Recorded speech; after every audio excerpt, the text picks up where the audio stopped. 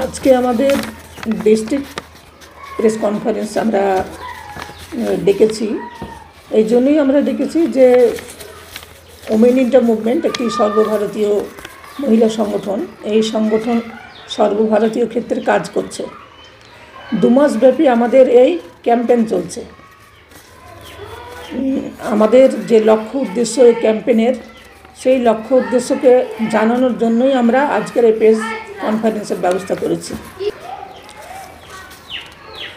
আজকে গোটা দেশে নারী নির্যাতন ও নারী ধর্ষণ যেভাবে বেড়ে যাচ্ছে, তা নিয়ে দেশের বুদ্ধিজীবী মহল খুবই উদ্বিগ্ন।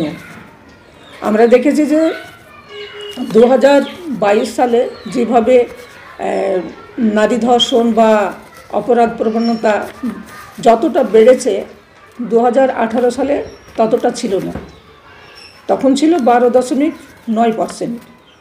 আর 2022 সালে যে অপরাধ নথিভুক্ত হয়েছে, মহিলাদের বিরুদ্ধে যে অপরাধ সংঘটিত হয়েছে, তো তখন আমরা দেখেছি যে 4,45,256টি রিপোর্ট নথিভুক্ত হয়েছে, কিন্তু 2018-তে ছিল 12.9।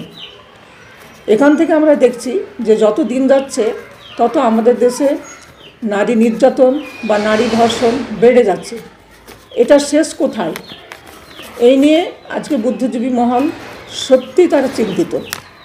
আসলে আমরা দেখছি যে বিশেষ করে নারী ধর্ষণ যেভাবে বেড়ে যাচ্ছে, সেটাকে রোধ করার জন্য আজকে সমাজের মানুষদের মধ্য থেকেও আমরা সচেতনতা দেখছি না, নারীদের মধ্য থেকেও তেমন সচেতনতা দেখছি না, আর দেশের সরকারেরও সেই ধরনের সচেতনতা আমরা লক্ষ্য করছি না। কারণ এই দেশে অনেক নারী ধর্ষণ সংঘটিত হয়েছে। যেমন কিছুদিন আগে আরজি করে একজন মহিলা ডাক্তার, সেই নির্ভয়াকে নৃশংসভাবে তাকে রেপ করে তাকে ধর্ষণ করা হয়েছে। 1 মাস হয়ে গেল, এখন পর্যন্ত তার উপযুক্ত বিচার এখনও তার পরিবার পায়নি।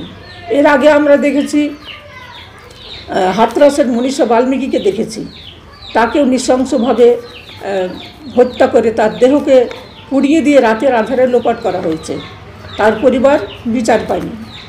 কাঠুয়ার আশপাশে দেখেছি সেই 8 বছরের সেই ফুটফুটে সুন্দরী সেই বাচ্চাটিকে মন্দিরের মধ্যে তাকে যেভাবে বেশ কয়েকজন মিলে, পুরোহিত নামের কতগুলো ধর্মগুরু যারা, তারাই সেই ছোট বাচ্চাটিকে নৃশংসভাবে তারা রেপ করার পর খুন করে দিয়েছে। এরপরও বিচার হয়নি, বরং যারা র্যাপিস্ট তাদের সমর্থন করেই কি করেছে বিজেপির লোকেরা, তারা মিছিল করেছে। বিলকিস বানুকে আমরা দেখেছি 20 বছর তিনি তার বিচারের জন্য তিনি লড়াই করেছেন, তারপরও তিনি বিচার পাননি। ওই ধর্ষকদেরকে আমরা দেখেছি বছর 2 আগে যে ধর্ষকরাকে মুক্তি দেওয়া হয়েছে, আর তাদেরকে মিষ্টি মুখ করে গলায় মালা পরিয়ে তাদেরকে অভিনন্দন জানানো হয়েছে। তো দেশের অবস্থা যদি এইরকম হয় যে র্যাপিস্টদেরকে শাস্তি না দিয়ে তাদের সমর্থনে মিছিল করা হয়, তাদেরকে অভিনন্দন জানানো হয় মুখ মিষ্টি করে গলায় মালা দিয়ে, তাহলে কোনোদিনই এই দেশ থেকে বা সমাজ থেকে নারী ধর্ষণ কখনো বন্ধ হবে না, বা নারী নির্যাতন কোনোদিনই বন্ধ হবে না। আমরা চাই, সরকারের কাছে আমাদের আবেদন এটা, যে প্রকৃত যে অপরাধী, যে র্যাপিস্ট, সে যেন শাস্তি হয়, তার জন্য একটা দৃষ্টান্তমূলক শাস্তি হয়। আমরা দেশের সরকারের কাছে আমরা অনুরোধ রাখছি যে আমাদের সংবিধানে আমাদের যে অধিকার দেওয়া হয়েছে, সেই অধিকার যেন বজায় রাখা হয়, আমরা এটাই চাইছি। এছাড়া আরও অনেক রকম বিষয় রয়েছে, সেই সমস্ত নিয়ে আমরা আবারও অন্য সবাই আরও কিছু কথা বলবো। আমাদের অন্য বোনেরা আছেন, তারা তাদের বক্তব্য বলবেন। নারীর নিরাপত্তা আমাদের সকলেরই দায়িত্ব। আমরা যেমন সকলের বলতে আমাদের কি পরিবার, সমাজ, এমনকি আমাদের প্রশাসনের দায়িত্ব, প্রশাসন এবং বিচার ব্যবস্থারও রক্ষা করার দায়িত্ব। কিন্তু আমরা দেখতে পাচ্ছি যে এখন বর্তমান সময়ে বিচার ব্যবস্থাটা একবারে ভেঙে পড়েছে। যেমন আমরা আজিকরের ঘটনায় দেখতে পাই যে দোষীদের শনাক্ত করার সাথেও আমরা তাদের কোনো হচ্ছে না, তাদের কোনো উপযুক্ত শাস্তি হচ্ছে না। আজকে হচ্ছে মেয়েরা নির্যাতিত হচ্ছে, ধর্ষিত হচ্ছে, কিন্তু তাদের যে বিচার হবে সেরকম কোনো আমরা উপযুক্ত ব্যবস্থা করতে পারছি না। তাহলে কি এখানে আমরা কি মেয়েরা মানে নারীরা আমরা যে নিরাপত্তায় আছি সেটা আমরা কেউ বুঝতে পারছি না, বা প্রশাসন আমাদের নিরাপত্তা দিতে ব্যর্থ হচ্ছে। আজ আমরা দেখছি যে কোনো মহিলা যখন ধর্ষিতা হচ্ছে বা তাকে যখন কেউ ধর্ষণ করছে, তার কি হচ্ছে যে তার বিচার ব্যবস্থা হচ্ছে না। আজ আমরা যদি দেখতে যাই যে 1,80,000 কেস এখনও ঝুলেই আছে, যার কোনো এখনও বিচারই হয়নি। আমরা আরও যদি দেখতে যাই যে আমাদের যে বিজেপি সরকার আছে কেন্দ্রে, তিনি কি বলছেন যে বেটি বাঁচাও বেটি পড়াও, কিন্তু তাদের যে কথাটা বাস্তবে কিন্তু তারা পালন করছে না। তারা মুখেও বললেও কিন্তু বাস্তবে আমরা দেখতে পাচ্ছি যে তারা যে ক্ষমতাসীন নেতারা আছে তা বেশিরভাগ তাদের হাতেই অনেক অপরাধ হচ্ছে, কিন্তু তাদের কী করছে, তাদের ক্ষমতার অপব্যবহার করছে, তারা তাদেরকে লুকাতে সাহায্য করছে। আমরা দেখছি যে তারা দোষী শনাক্ত করার পরও তাদের কোনো বিচার ব্যবস্থা হচ্ছে না, তারা ঘুরে বেড়াচ্ছে। আর যদি আমাদের কোনো এমার্জেন্সি থাকে তাহলে আমাদের দরকার আমরা কিছু পড়াশোনার সাথে সাথে যেন আমরা শরীরচর্চা করি, যেমন সেলফ ডিফেন্সের কথা বলা হচ্ছে, যেন আমরা নিজেদের রক্ষা করতে পারি।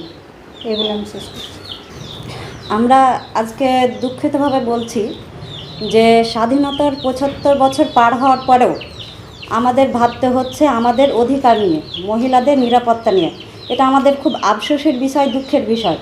কারণ আমাদের বর্তমানে যে কেন্দ্রে বা রাজ্যে যেই সরকারগুলো আছে তারা মহিলাদের নিয়ে যে নিরাপত্তার কথা বলে, বাস্তবে সেগুলো আইনে তারা কার্যকর করেনি। যদিও বা কার্যকর করে থাকে, কিন্তু সেগুলো তাদের পদে পদে যে ব্যর্থতা রূপ পেয়েছে সেগুলো আমরা বেশ কয়েকটা ঘটনার মাধ্যমে, যেমন আমার আপা বলল যে এই যে মমিতা দেবনাথ, যে কার্যক্ষেত্রে যে যদি মেয়েরাকে ধর্ষিতা হতে হয়, দিনের বেলা হোক সেটা রাত্রেবেলা হোক, রাত্রেবেলা সেটা আলাদা কথা, কিন্তু দিনের বেলায় যদি কার্যক্ষেত্রে মহিলাদের এরকম ধর্ষিতার মুখোমুখি হতে হয়, তাহলে এর থেকে আমাদের দেশের জন্য, আমাদের জাতির জন্য, আমাদের মহিলার সমাজের জন্য